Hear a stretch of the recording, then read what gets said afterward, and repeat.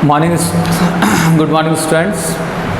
Now we started a new chapter electric circuit.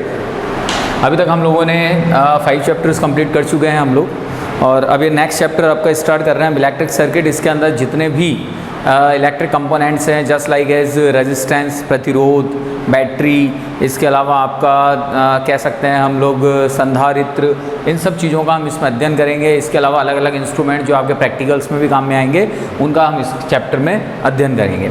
तो सबसे पहले हम इलेक्ट्रिक सर्किट की बात करते हैं कि इलेक्ट्रिक सर्किट होता क्या है। तो हम ये कहते हैं कि विद्युत परिपथ कहते किसे हैं। तो विद्युत परिपथ एक तरह से देखा जाए तो अलग अलग विद्युत अवयवों के संयोजन का बना हुआ जाल है, और उन विद्युत अवयवों के अंदर प्रतिरोध, सेल, संधारित्र, ये सब जुड़े हुए होते हैं। तो विद्युत परिपथ को हम कह सकते हैं कि अलग अलग विद्युत अवयवों के संयोजन से बना हुआ जाल विद्युत परिपथ कहलाता है। ठीक है। और विद्युत परिपथ में विद्युत धारा और विभवांतर के बीच का संबंध हम ओम के नियम से ज्ञात कर सकते हैं। सिंपल सा है, ओम्स लॉ लगाते हैं तो विद्युत परिपथ के अंदर हम विभवांतर और धारा के बीच के संबंध को आसानी से ज्ञात कर सकते हैं। तो यहाँ पर हम ये कहते हैं कि किसी भी विद्युत परिपथ के विभिन्न भागों में, अब विद्युत परिपथ है तो जरूरी थोड़ी एक सिंपल सर्किट ही हो, सर्किट कैसा भी हो सकता है। सर्किट आपका एक भाग हो सकता है, सर्किट में 2 भाग हो सकते हैं, सर्किट में 3 भाग हो सकते हैं। तो अलग अलग भागों में विभवांतर और धारा का मान ज्ञात करने के लिए हम किरचॉफ के नियम को काम में लेते हैं। एक साइंटिस्ट हुआ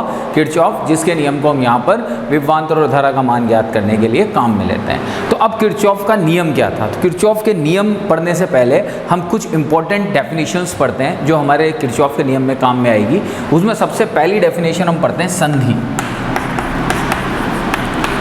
जिसे हम कहते हैं जंक्शन। अब संधि या जंक्शन होता क्या है। जंक्शन नाम से पता लग रहा है जहां पर चीजें आकर मिलती है। जैसे कोटा जंक्शन का मतलब सारी ट्रेनों का एक मिड पॉइंट हो गया कि जहां से हर ट्रेन को क्रॉस होगी तो जंक्शन हो गया। तो उसी तरह से किसी भी विद्युत परिपथ में जंक्शन होता क्या है। तो किसी भी विद्युत परिपथ का जंक्शन वो होता है जहां पर उस बिंदु पर 2 या 2 से अधिक शाखाएं आकर मिलती हैं। 3 भी बोल सकते हैं, 2 या 2 से अधिक, या 3 या 3 से अधिक शाखाएं आकर मिलती हैं, उसको हम संधि बिंदु कहते हैं। अब शाखाओं से मतलब क्या हुआ, देखो ये एक प्रतिरोध जुड़ी हुई शाखा, ये कहलाएगी शाखा, ये कहलाएगी शाखा, ये कहलाएगी शाखा, ये कहलाएगी ये नंबर 1, ये नंबर 2, ये नंबर 3, ये नंबर 4। तो ये जिस बिंदु पर आकर मिल रही हैं, इस बिंदु को हम कौन सा बिंदु कहेंगे। इस बिंदु को हम कहेंगे संधि बिंदु। तो ऐसा बिंदु जहां पर 3 या 3 से अधिक शाखाएं आकर आपस में मिलती हैं, उस बिंदु को हम संधि बिंदु कहते हैं। ठीक है। तो पहली डेफिनेशन तो क्लियर हो गई संधि की, संधि होता क्या है। अब इसके बाद में हम आते हैं शाखा पर। तो शाखा क्या होती है। शाखा वह होती है जिसके अंदर धारा का मान नियत प्रवाहित होता है, जिसके अंदर धारा नियत बहती है। यानी किसी भी परिपथ का वह भाग जिसके अंदर धारा नियत बहेगी, कांस्टेंट बहेगी, उसे हम शाखा कहेंगे। जैसे मैंने ये बना दिया प्रतिरोध, यहाँ पर ये हमने बना दिया प्रतिरोध। ठीक है। अब प्रतिरोध बना दिया, यहाँ पर आई करंट फ्लो हो रहा है। आई करंट फ्लो हो रहा है तो इस पूरे तार के अंदर आई करंट ही फ्लो होगा। तो ये क्या कहलाएगी आपकी शाखा, इसको बोलेंगे AB। ये कहलाएगी आपकी शाखा।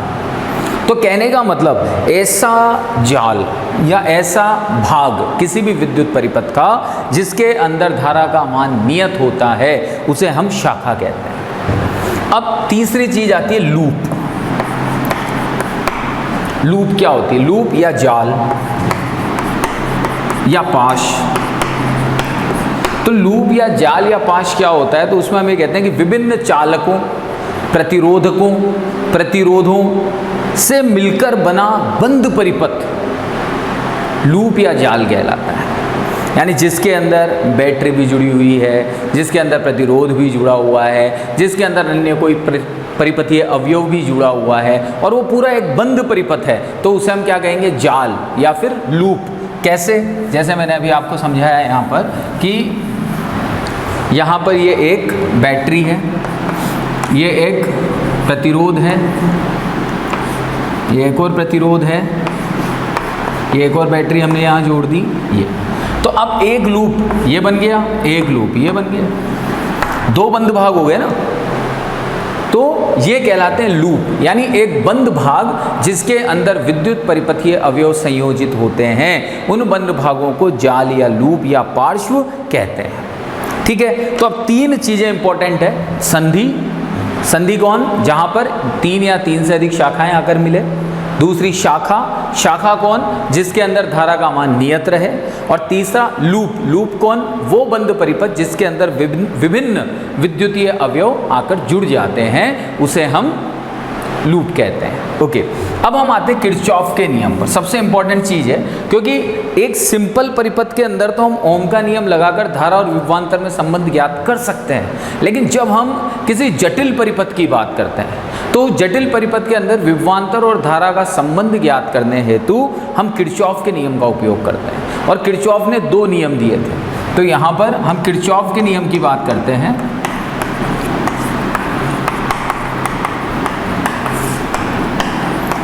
इसका प्रथम नियम, इसको हम संधि नियम भी कहते हैं। इसका प्रथम नियम है, यह संधि नियम भी कहलाता है। तो किरचॉफ का प्रथम नियम या संधि नियम क्या कहता है? तो किरचॉफ का प्रथम नियम यह कहता है कि किसी भी परिपथ के संधि बिंदु पर मिलने वाली कुल धाराओं का बीजगणितीय योग शून्य होता है। वापस, किसी भी परिपथ के संधि बिंदु पर मिलने वाली धाराओं का कुल बीजगणितीय योग शून्य होता है, और यही किरचॉफ का प्रथम नियम कहलाता है। यानी अगर संधि बिंदु पर हम कुल धाराओं की बात करें, उनके बीजगणितीय योग की बात करें, तो वहाँ पर उनका जो बीजगणितीय योग है वो किसके बराबर हो जाता है? 0 के बराबर। ये इसका संधि नियम कहलाता है। अब इसका मतलब क्या हुआ कि भाई संधि बिंदु पर धाराओं का बीजगणितीय योग 0 के बराबर है, तो इसका मतलब क्या हुआ? अब ये समझने के लिए हम एक डायग्राम बनाते हैं। जैसे मैंने यहाँ पर एक डायग्राम बनाया, ये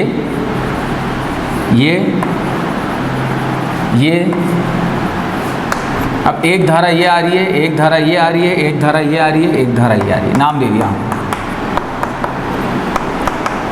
अब मैंने आपसे कहा कि इस बिंदु पर धाराओं का बीजगणितीय योग शून्य होगा, तो इसका मतलब I1, I2, I3, I4 जब मैं इन्हें जोड़ूंगा तो इनका बीजगणितीय योग शून्य होगा। तो इसका मतलब क्या हुआ कि संधि बिंदु की ओर आने वाली धाराएं और संधि बिंदु से बाहर जाने वाली धाराओं का योग बराबर होता है। यानी 0 कब होगा? सबसे पहली चीज तो हम ये समझें, 0 कब होगा? जब अंदर आने वाली धारा और बाहर जाने वाली धारा, इन दोनों का योग अगर समान है, तो जब आप एक का पक्षांतरण इधर करोगे तो माइनस साइन आएगा, माइनस साइन आते टोटल क्या हो जाएगा? 0। तो संधि बिंदु की ओर आने वाली धारा और संधि से दूर जाने वाली धाराओं का बीजगणितीय योग किसके बराबर होना चाहिए? 0 के बराबर होना चाहिए, या दोनों धाराएं आपस में बराबर होनी चाहिए। तो यहाँ पर ये संधि नियम काम करता है। तो किरचॉफ ने अपने प्रथम नियम में ये कहा कि किसी भी विद्युत परिपथ के संधि बिंदु पर धाराओं का बीजगणितीय योग 0 के बराबर होता है। अब धाराओं का बीजगणितीय योग 0 के बराबर है, तो धारा किसे कहते हैं? आवेश प्रवाह की दर को।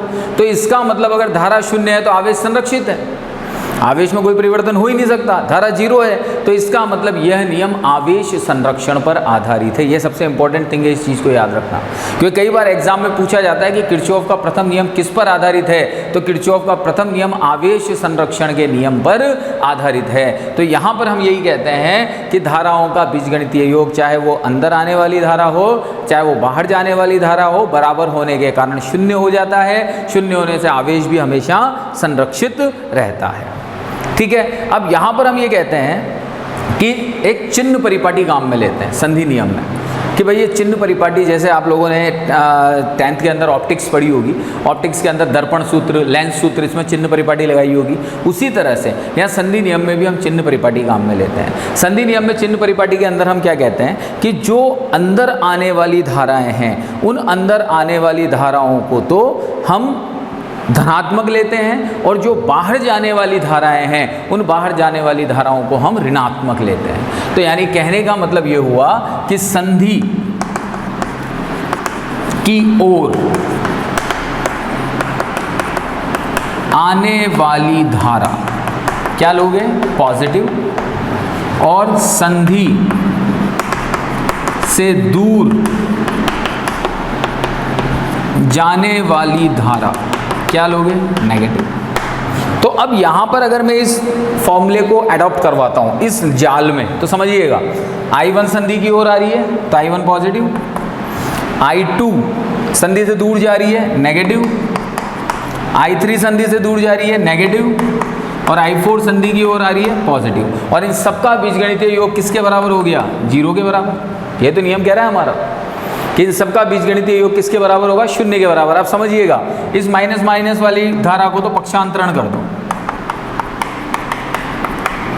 तो जब हमने इनका पक्षांतरण किया तो हमने क्या देखा कि संधि की ओर आने वाली धाराएं और संधि से दूर जाने वाली धाराओं का मान बराबर है, तभी तो संधि बिंदु पर धाराओं का बीजगणितीय योग क्या रहेगा? 0 रहेगा। तो इसको हम इस तरह से लिख सकते हैं कि समेशन I आने वाली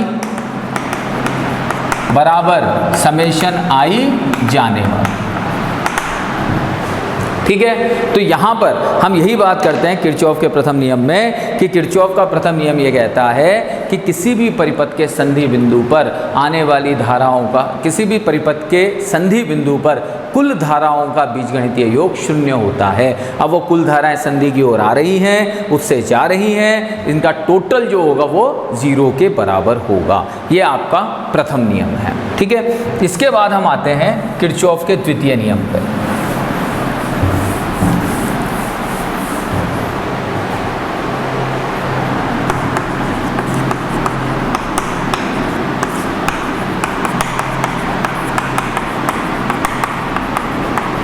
किरचॉफ का द्वितीय नियम या लूप नियम। अब किरचॉफ का द्वितीय नियम या लूप नियम क्या कहता है? सबसे पहले तो यह नियम बंद परिपथों के लिए लागू होता है। ठीक है, यह नियम किसके लिए लागू होता है? बंद परिपथों। जितने भी बंद परिपथ होंगे उन परिपथों, प्रथम नियम खुले परिपथ में लागू हो सकता है, लेकिन द्वितीय नियम हमेशा बंद परिपथों में लागू होगा, लूपों पर लागू होगा। और इसी कारण से इसे लूप नियम भी कहते हैं, क्योंकि बंद परिपथ पर ही लागू होता है। ठीक है, इसमें यह कहा जाता है कि किसी भी परिपथ के अंदर प्रतिरोधक और सेल होते हैं, तो प्रतिरोधक और सेलों से बने हुए किसी बंद परिपथ की वोल्टताओं का बीजगणितीय योग 0 होता है। दोबारा, किसी भी परिपथ में स्थित प्रतिरोधक और सेलों से बनी हुई या सेलों से बने हुए परिपथ की वोल्टताओं का बीजगणितीय योग 0 के बराबर होता है। पहले वाले में धाराओं का मान 0 के बराबर था और इसके अंदर वोल्टताओं का मान 0 के बराबर होता है, यानी समेशन V = 0। ठीक है, यहां पर हम दूसरे शब्दों में यह भी कह सकते हैं, V बराबर क्या जानते हो? IR। तो यहां पर हम दूसरे शब्दों में यह भी कह सकते हैं कि बंद परिपथ में या बंद लूप में प्रतिरोधकों पर वोल्टताओं का बीजगणितीय योग उस रूप में स्थित सेलों के विद्युत वाहक बलों के बीजगणितीय योग के समान होता है। इसको थोड़ा सा समझेंगे कैसे, क्या कह रहा हूं मैं इसमें हम कह रहे हैं कि प्रतिरोधकों पर वोल्टताएं, अब जैसे कोई प्रतिरोधक है, यूँ समझो तुम, तो ये प्रतिरोधक है, ये एक बैटरी है, इसका विद्युत वाहक बल है एप्सिलॉन। ठीक है, यहाँ से आई धारा I, इसका प्रतिरोध है R। ठीक, ये I धारा यहाँ से गुजरेगी तो यहाँ पर वोल्टता कितनी उत्पन्न हो गई? IR। तो यहाँ पर द्वितीय नियम ये कहता है कि ये विद्युत वाहक बल इस वोल्टता के बराबर होगा, यानी विद्युत वाहक बलों का बीजगणितीय योग किसी प्रतिरोधक के सिरों पर उत्पन्न वोल्टताओं के बीजगणितीय योग के बराबर होगा। तो समेशन एप्सिलॉन = समेशन IR। यह आपका द्वितीय नियम कहता है। तो द्वितीय नियम को हम दो तरीके से कह सकते हैं कि किसी भी लूप में प्रतिरोधकों और सेलों से बंद किसी बंद परिपथ के वोल्टताओं का बीजगणितीय योग 0 होता है, या फिर किसी बंद लूप में प्रतिरोधकों पर वोल्टता का मान उस परिपथ में जुड़े हुए सेलों के विद्युत वाहक बलों के योग के बराबर होता है। ठीक है, ये आपका सेकंड नियम हो गया। अब इसके अंदर भी चिन्ह परिपाटी होती है, ये बहुत इंपॉर्टेंट है और यहाँ से कई बार एग्जाम में क्वेश्चन पूछ लिया जाता है। चिन्ह परिपाटी क्या होती है, इसको थोड़ा सा हम समझेंगे। चिन्ह परिपाटी को, चिन्ह परिपाटी ये कहती है कि अगर हम किसी परिपथ में धारा की दिशा में चलते हैं, जैसे मैं एक परिपथ बना देता हूँ, सिंपल सा एक परिपथ बना देता हूँ, ये अब अगर हम यूँ घूम रहे हैं तो यूँ घूम रहे हैं तो इसको हम नाम दे देते हैं A B C D। तो हमारा लूप कौन सा बना, A B C D A, यानी मैं A से B पे जा रहा हूँ, B से C पे जा रहा हूँ, C से D पे जा रहा हूँ, D से A में आ रहा हूँ, यानी मैं धारा के साथ साथ चल रहा हूँ। तो अगर मैं धारा की दिशा में चलता हूँ तो किसी प्रतिरोध के सिरों पर, ये R है आपका प्रतिरोध, तो किसी प्रतिरोध के सिरों पर जो विभवांतर होगा वो धनात्मक आएगा। दोबारा, अगर मैं धारा की दिशा में चलता हूँ तो प्रतिरोध के सिरों पर विभवांतर का मान धनात्मक आएगा, यानी ये जो IR होगा ये पॉजिटिव आएगा। और अगर मैं धारा की विपरीत दिशा में चलता हूँ, मतलब अगर मैं इस तरह से घूम जाता हूँ, तो जो इसका मान आएगा वो नेगेटिव आएगा। ठीक है, अब बैटरी पे आते हैं। ये तो हो गया प्रतिरोधक वाली बात कि भाई अगर हम धारा की दिशा में चलेंगे तो विभवांतर पॉजिटिव होगा और अगर हम धारा के विपरीत चलेंगे तो विभवांतर नेगेटिव होगा। ठीक है, अब हम आते हैं किस पर, बैटरी पर। हम ये कहते हैं कि अगर धारा की दिशा में चलते हुए हम किसी भी सेल के ऋण टर्मिनल से धन टर्मिनल की ओर चलें तो सेल का विद्युत वाहक बल ऋणात्मक माना जाता है। यानी अगर मैं यूँ घूमा तो मैं D से किधर आ रहा हूँ, A पे, D से A पर आया तो मैं माइनस से प्लस पे जा रहा हूँ, तो जो विद्युत वाहक बल होगा वो ऋणात्मक होगा। और अगर प्लस से माइनस पे जा रहा हूँ तो जो विद्युत वाहक बल होगा वो धनात्मक होगा। तो ये चीज़ें हमें ध्यान रखनी है यहाँ पर कि अगर हम धारा की दिशा में चलते हैं तो प्रतिरोधक के सिरों पर उत्पन्न विभवांतर धनात्मक होगा, धारा के विपरीत दिशा में चलते हैं तो प्रतिरोधक के सिरों पर उत्पन्न विभवांतर ऋणात्मक होगा। अगर बैटरी के ऋण से धन पर चलते हैं तो उत्पन्न विद्युत वाहक बल ऋणात्मक होगा और बैटरी के धन से ऋण पर चलते हैं तो उत्पन्न विद्युत वाहक बल धनात्मक होगा। ठीक है, अब यहाँ पर जब हम कहते हैं कि भाई वोल्टता का मान 0 हो गया या फिर 1 वोल्टता जो विद्युत वाहक बल है वो विद्युत वाहक बल आपका जो प्रतिरोधक के सिरों पर विभवांतर है उसके बराबर हो गया। तो जब वोल्टेज आपस में बराबर हो गया या टोटल वोल्टेज ही 0 हो गया तो आपकी ऊर्जा तो डिस्ट्रॉय, ऊर्जा तो काम ही नहीं आई, ऊर्जा तो काम ही नहीं आई, ऊर्जा काम नहीं आई तो संरक्षित हो गई। तो इसका मतलब जब हम बात करते हैं संरक्षण नियमों की तो हम कहते हैं कि प्रथम नियम आवेश संरक्षण के नियम का पालन करता है, जबकि जो द्वितीय नियम है ये ऊर्जा संरक्षण के नियम का पालन करता है। द्वितीय नियम के अंदर कौन काम करता है, ऊर्जा संरक्षण का नियम। अब यहाँ पर हम एक छोटा सा सर्किट बनाते हैं और उसके आधार पर हम यहाँ पर इसकी इक्वेशंस भी बनाते हैं। तो देखिएगा, या R1 प्लस माइनस एप्सिलॉन 1, ठीक है, ये प्लस माइनस एप्सिलॉन 2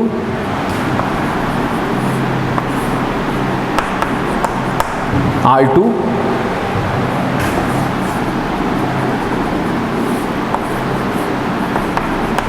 R3। इनका नाम दे देते हैं हम लोग A B C D D E F। Okay, ठीक है। अब धाराएं कैसे बहें ये तो हमारे ऊपर डिपेंड करता है। प्लस से चलती है धारा तो यहां से धारा चली I1, यहां से धारा चली I2, ठीक है। ये दोनों धाराएं इस बिंदु पर आकर मिली, ये यहाँ पहुँची तो I1 प्लस I2, ये नई धारा बन गई I3, ठीक है। ये I3 यहाँ से चली, इस बिंदु पे पहुँची तो इस बिंदु पे पहुँची तो इधर तो पहुँच गए I2, डिवाइड हो गई वापस और ऊपर कौन चली गई I1।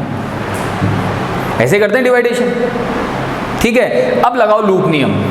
जो तुम्हारा लूप नियम है, आप थोड़ा समझने वाली बात है, समझिएगा ध्यान से।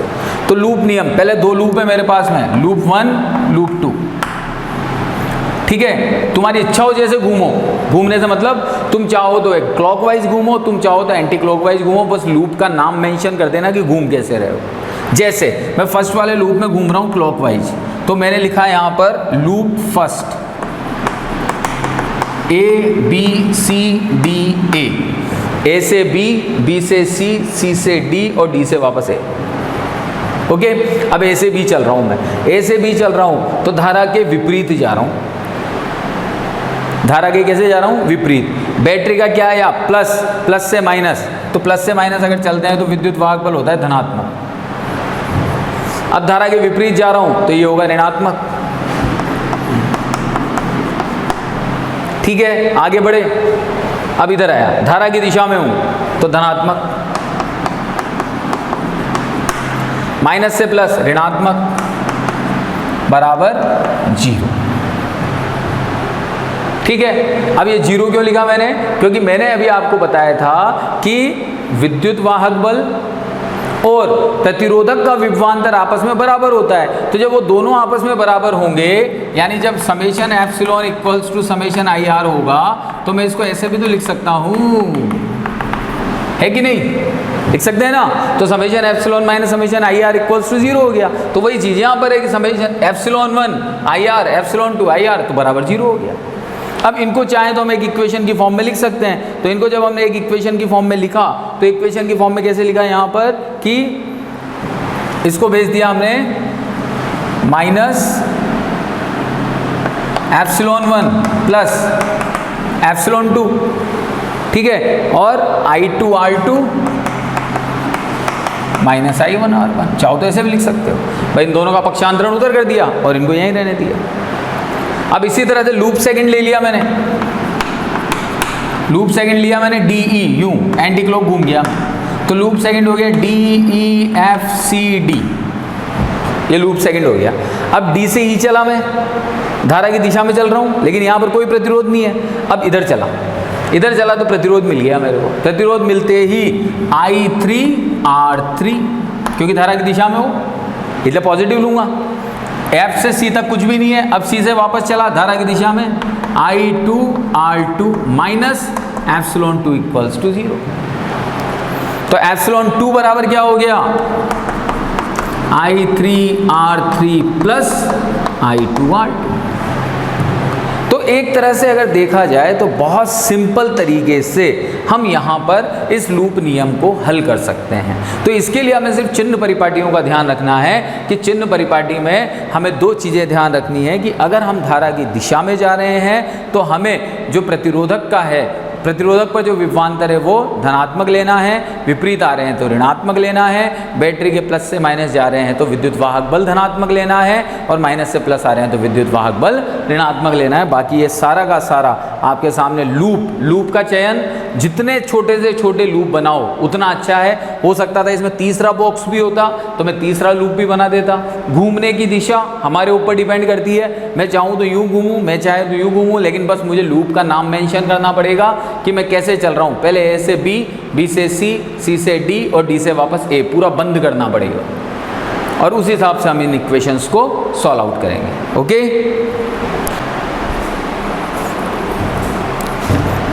ओके स्टूडेंट्स, अब हम नेक्स्ट टॉपिक स्टार्ट कर रहे हैं, हमारा व्हीटस्टोन सेतु। बहुत इंपॉर्टेंट टॉपिक है और अक्सर एग्जाम में इसमें से क्वेश्चंस भी बनते हैं। तो सबसे पहली चीज़ हमें ये समझना है कि व्हीटस्टोन सेतु है क्या, या ये काम क्या आता है। तो व्हीटस्टोन सेतु किसी भी अज्ञात प्रतिरोध के मान को ज्ञात करने के लिए काम में आने वाली युक्ति है। यानी ये एक ऐसा युक्ति है, ऐसी डिवाइस है जिसकी सहायता से हम किसी अज्ञात प्रतिरोध के मान को ज्ञात कर सकते हैं। इस युक्ति के अंदर 4 प्रतिरोध होते हैं, जिनमें से 3 ज्ञात और 1 अज्ञात होता है। साथ में एक धारामापी जुड़ा हुआ होता है, एक सेल जुड़ा हुआ होता है, कुंजी जुड़ी हुई होती है। यानी 4 प्रतिरोधों, एक सेल, एक कुंजी से बनी हुई ये एक विशिष्ट युक्ति होती है जिसकी सहायता से हम अज्ञात प्रतिरोध का मान ज्ञात कर सकते हैं। ओके, अब हम आते हैं इसकी बनावट पर, इसकी कंस्ट्रक्शन पर कि इसकी कंस्ट्रक्शन में होता क्या है। तो ये एक चतुर्भुजाकार आकृति का यंत्र डिवाइस होता है जिसके अंदर 4 प्रतिरोध जुड़े हुए होते हैं, P, Q, R और S। इसके अंदर 3 भुजाओं पर तो ज्ञात प्रतिरोध होते हैं, जैसे यहाँ P, Q और R ज्ञात है और S प्रतिरोध जो होता है वो अज्ञात प्रतिरोध होता है। ठीक है, यहाँ पर इसका जो बाह्य सिरा है ए और सी के बीच में एक बैटरी जिसका विद्युत वाहक बल एप्सिलॉन और कुंजी K1 जोड़ी जाती है, जबकि भुजा बी और डी के मध्य में एक धारामापी जी का मतलब होता है गैल्वेनोमीटर को हम कहते हैं धारामापी जी जुड़ा हुआ होता है, कुंजी K2 लगी हुई होती है। तो ये एक इसका सिंपल सा एक कंस्ट्रक्शन हो गया। ठीक है, यहाँ पर हम ये कहते हैं कि जब इसके सिद्धांत की हम बात करते हैं, ये तो बनावट हो गई, जब हम इसके सिद्धांत की बात करते हैं तो सिद्धांत क्या कहता है कि जब बैटरी की कुंजी K1 को हम दबाते हैं, तो जैसे ही हमने बैटरी की कुंजी K1 को दबाया तो K1 को दबाते ही I धारा प्रवाहित हुई। ये I धारा बिंदु A पर पहुंचकर 2 भागों में डिवाइड हो जाती है, I1 और I2 में। ठीक है, तो ये I धारा इस बिंदु पर पहुंची, 2 भागों में डिवाइड हो गई, I1 और I2 में। I1 कहाँ पहुंचेगी? बिंदु B पर, और I2 कहाँ पहुंचेगी? बिंदु D पर। ओके, अब बिंदु D पर और A पर पहुंचने पर, B पर पहुंचने पर इन धाराओं में से कौन सी धारा का विभाजन होगा, अब ये समझने वाली बात है। क्योंकि अब दिमाग में क्वेश्चन क्या क्लिक करता है, दिमाग में क्वेश्चन ये क्लिक करता है कि I1 पहुंची B पर और I2 पहुंची D पर, तो ये इसका कुछ भाग ऊपर जाना चाहिए और इस I1 का भी कुछ भाग नीचे जाना चाहिए, तो दोनों धाराएं एक दूसरे को क्रैश कर देंगी। तो ऐसा तो पॉसिबल ही नहीं है। तो फिर अब क्या हो, तो यहाँ पर फिर ये देखा जाता है कि इन दोनों बिंदुओं में से किसका विभवांतर अधिक है। जिसका विभवांतर ज़्यादा होगा धारा उससे कम विभवांतर के बिंदु की ओर चलेगी। जैसे अगर B का विभवांतर ज़्यादा है D से, तो फिर धारा B से D की ओर बहेगी, और अगर धारा D का विभवांतर, अगर बिंदु D का विभवांतर ज़्यादा है B से, तो धारा D से B की ओर बहेगी। और अगर दोनों ही बिंदुओं का विभवांतर समान है तो फिर उस भुजा में धारा ही नहीं बहेगी। ध्यान रखिएगा। तो यहाँ पर हम 3 चीज़ें काम में लेते हैं, 3 बिंदु काम में लेते हैं। हम सबसे पहले कह रहे हैं कि अगर मान लीजिए VB ग्रेटर देन VD है, अगर VB ग्रेटर देन VD हुआ तो ये I1 धारा यहाँ पहुँची और 2 भागों में बटेगी। 2 भागों में बटी तो धारा मापी की ओर जाने वाली धारा को मैंने नाम दे दिया IG, गैल्वेनोमीटर की धारा। ठीक है, अब ये I1 में से निकली IG, तो बची हुई धारा किधर गई? C की ओर, तो I1 माइनस IG। ठीक है, ये IG यहाँ पहुँची और इधर से कौन आ रही है? I2। तो I2 और IG आपस में मिलकर क्या बन गई? I2 plus IG। ये I2 प्लस IG कहाँ पहुँची? C पर, और इधर से कौन आ रही है? I1 minus IG। तो I1 माइनस IG और I2 प्लस IG, तो IG से IG क्या हो गया? कैंसिल, और I1 प्लस I2 मिलकर वापस क्या बन गई? I। तो ये धारा का संतुलन हो गया। ये भी हमें आना चाहिए। ठीक है, तो अगर VB ग्रेटर देन VD है तो I1 का विभाजन होगा, अगर VD ग्रेटर देन VB है तो I2 विभाजित होगी। I2 में से धारा IG ऊपर जाएगी और इधर जाएगी I2 माइनस IG, और इधर आएगी I1 प्लस IG, वही सेम फिनोमेना लगेगा। I1 प्लस I2 बचेगी इस बिंदु पर, तो एक कुल धारा I बन जाएगी। अब तीसरा और सबसे इंपॉर्टेंट पॉइंट है, वो क्या कहता है कि भाई हमने तो कह दिया VB बराबर VD है, विभवांतर ही समान है। अगर विभवांतर समान हो गया तो आवेश प्रभावित ही नहीं होगा, क्योंकि आवेश उच्च विभवांतर से निम्न विभवांतर की ओर प्रवाहित होता है, उच्च विभव से निम्न विभव की ओर जाता है। तो अगर विभव ही समान है तो आवेश ही प्रवाहित नहीं हुआ, और आवेश नहीं गया तो धारा नहीं बही। तो अगर VB इक्वल्स टू VD है तो धारा मापी वाली जो भुजा है, इस धारा मापी वाली भुजा में कोई भी धारा प्रवाहित नहीं होगी। यानी अगर धारा नहीं बही तो फिर इसमें विक्षेप 0 आएगा। ध्यान रखिएगा, अगर कोई भी धारा नहीं बही तो इसमें विक्षेप क्या आएगा? 0। और इसे हम कौन सी अवस्था कहते हैं? इसे कहते हैं हम संतुलनावस्था की अवस्था कहते हैं, जिसमें किसी भी धारा का प्रवाह नहीं होता। ठीक है, इन दोनों केसों में तो होगा। VB ग्रेटर देन VD में किसी एक दिशा में धारा मापी जाएगा, VD ग्रेटर देन VB में उसके विपरीत दिशा में धारा मापी जाएगा, और अगर VB बराबर VD हो गया तो धारा मापी में विक्षेप ही नहीं आएगा, यानी विक्षेप 0 होगा। और यही घटना संतुलनावस्था की घटना कहलाएगी। जैसे हम यहाँ पर ये कहते हैं कि ये घटना ठीक उसी प्रकार की है जब नदी की धारा से उसके ऊपर बने हुए सेतु पर कोई प्रभाव नहीं पड़ता। तो यहाँ पर ये धाराएं बह रही है, तो धाराएं बहने से इस बीच वाला सेतु, ये सेतु ही तो है, ब्रिज ही तो है, इस पर कोई प्रभाव नहीं पड़ रहा। तो इसी कारण से इसे हम क्या कहते हैं, सेतु परिपथ कहते हैं। और यही हमारा सबसे इम्पोर्टेंट पॉइंट है इसका, कि हमें हमेशा जितने भी हम सर्किट अभी पढ़ेंगे, जितने भी प्रैक्टिकल फिनोमेनाज हम पढ़ेंगे, प्रैक्टिकल इंस्ट्रूमेंट्स हम पढ़ेंगे, उसके अंदर हमें संतुलन की अवस्था ही ज्ञात करनी है, ध्यान रखना। और संतुलन की अवस्था ज्ञात करने के लिए विभवांतर दोनों बिंदुओं के बीच में क्या रहना चाहिए, समान होना चाहिए। तो यहाँ पर हम वही चीज़ करते हैं कि संतुलन की अवस्था जब हम लेते हैं, समझिएगा,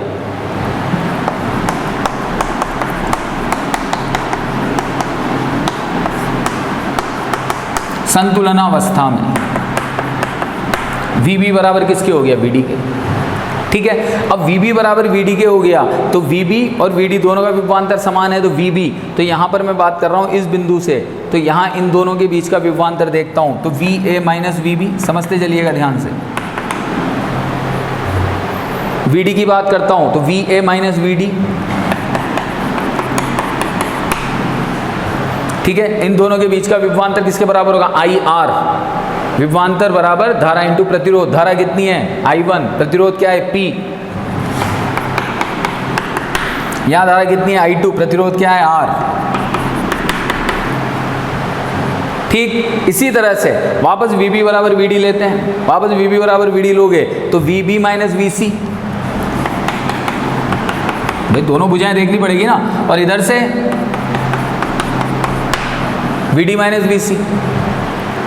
तो यहां पर क्या बन गया, I1 minus IG into Q, और इधर क्या बन गया,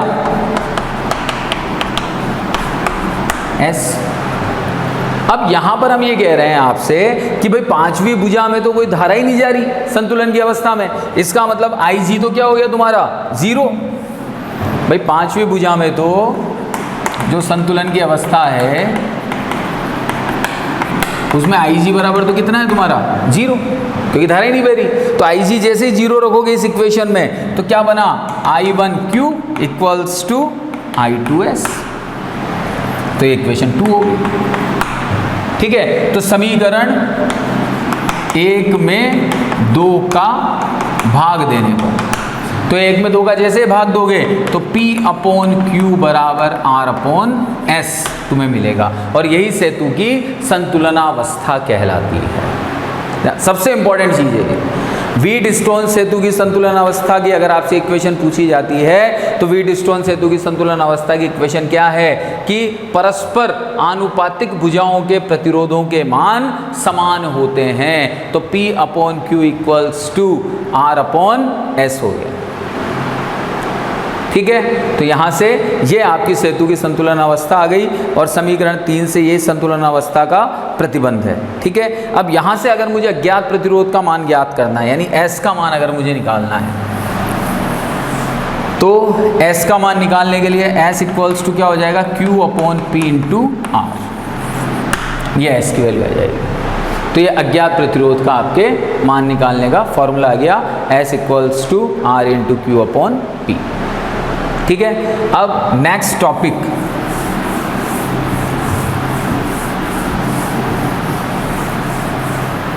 जो हम लेते हैं वो है व्हीटस्टोन सेतु की संतुलनावस्था के लिए प्रतिबंध।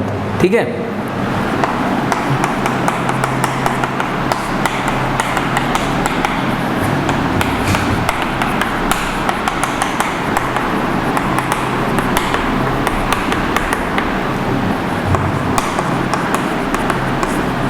संतुलनावस्था के लिए प्रतिबंध, और ये हम लेते हैं किरचॉफ के नियम से। ये थोड़ा सा आप लोग भी नोट कर लीजिएगा, आपके नोट्स में थोड़ा सा इसको करेक्ट कर लीजिएगा। किरचॉफ नियम से, किरचॉफ नियम से निकाल कर हम व्हीटस्टोन सेतु की संतुलनावस्था का प्रतिबंध। ठीक है, तो व्हीटस्टोन सेतु की संतुलनावस्था का प्रतिबंध ज्ञात करने के लिए हम किरचॉफ नियम का उपयोग करते हैं। तो वापस मैं सर्किट बना रहा हूँ, देखिएगा।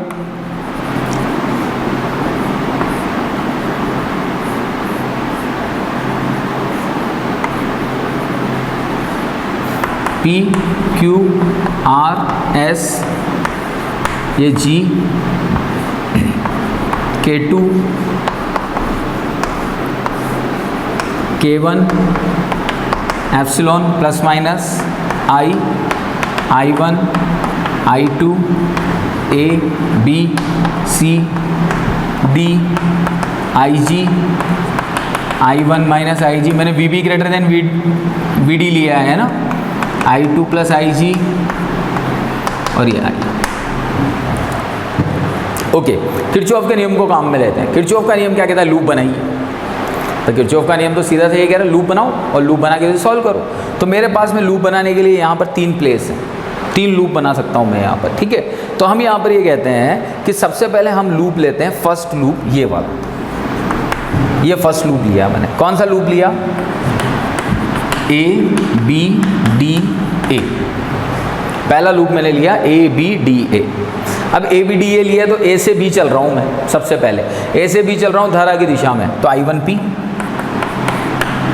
अब बी से डी आ गया तो आई जी तो धारा, और कैपिटल जी क्या है? धारा मापी का प्रतिरोध, तो ये आई जी इंटू जी।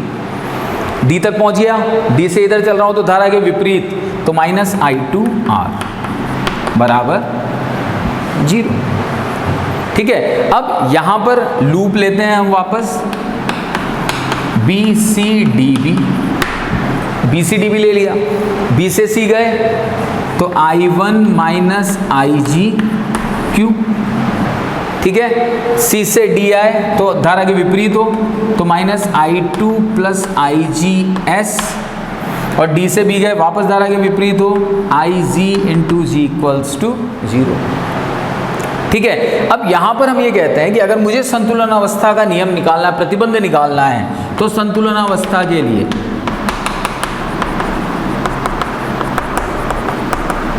आई जी बराबर क्या होना चाहिए? 0। भाई संतुलन अवस्था का प्रतिबंध क्या कहता है कि आई जी बराबर 0 होना चाहिए, तभी पांचवी भुजा काम भी नहीं आएगी, तभी तो संतुलन अवस्था होगी। तो जैसे आई जी 0 रखता हूं मैं इस समीकरण 1 और समीकरण 2 में, तो देखिएगा समीकरण 1 में रखा तो I1P ये 0 हो जाएगा, आई जी 0 रखते ही, माइनस I2R, तो ये हो गया तुम्हारा I1P इक्वल्स टू I2R। इसी तरह से जब इस समीकरण में IG 0 रखूंगा तो I1Q, ये IG तो 0 हो गया, माइनस I2S इक्वल्स टू 0, तो ये हो गया I1Q इक्वल्स टू I2S। ये समीकरण 4 आ गया। वापस क्या करें? समीकरण 3 में 4 का भाग दे दो, तो जैसे समीकरण 3 में 4 का भाग दिया, P/Q बराबर R/S, तो ये आपकी व्हीटस्टोन सेतु की संतुलन अवस्था का प्रतिबंध आप पास आ गया। किसके आधार पर? किरचॉफ के नियम के आधार पर। तो किरचॉफ का नियम बहुत इंपॉर्टेंट है, इसमें हमें चिन्ह परिपाटियों का ध्यान रखना पड़ेगा और उसके आधार पर फिर हमें इसे सॉल्व करना पड़ेगा। ठीक है बेटा, थैंक यू।